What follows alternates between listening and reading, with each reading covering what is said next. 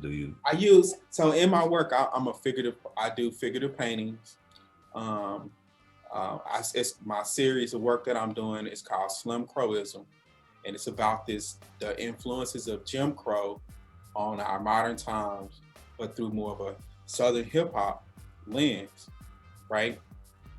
So in my work, it's usually a figurative figures in the work, and it's usually these figures that are in these environments, and these environments are usually advertisements. Some are vintage, some are contemporary, and the the the backgrounds become um, these environments that we exist in that we sometimes pay attention to, sometimes we don't.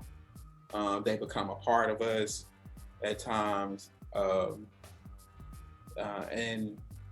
they're a mashup of different things that you know I feel that I feel like problems that we have, excuse me, are layered, right? It's not like this simple thing that we always think it is. Man, dude just on drugs, man, he tripping. What about let's look at him as a person, right? Let's look at how he exists in these environments. It's is he really just on drugs, or is he trying to deal with the environment that he might be in? You know, is it Is his use of drugs his way of coping with reality? right?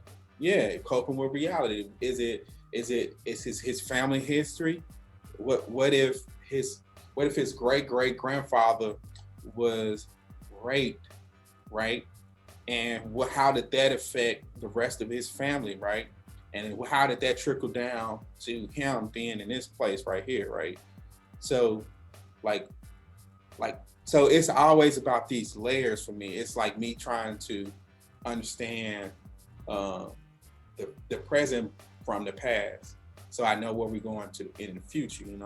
And that's what my work is pretty much about. It's about making these connections between the old and the new. You always hear, the parents say, "You guys aren't like how we used to be," and I disagree. I really disagree. The language may change, fashion might change, the style of how things are done might change, but we doing the same thing our parents did. Just the age difference. That's all. That's it. That's And it. and like even when they were like, well, y'all, the language that's used in the music, the language that's used now is no different from the language y'all use and your parents talked about that language. And I before think that, that's the only difference. Is a little bit more vulgar. Like they kind of spoke in code, like double entendres and stuff. You know what I but mean?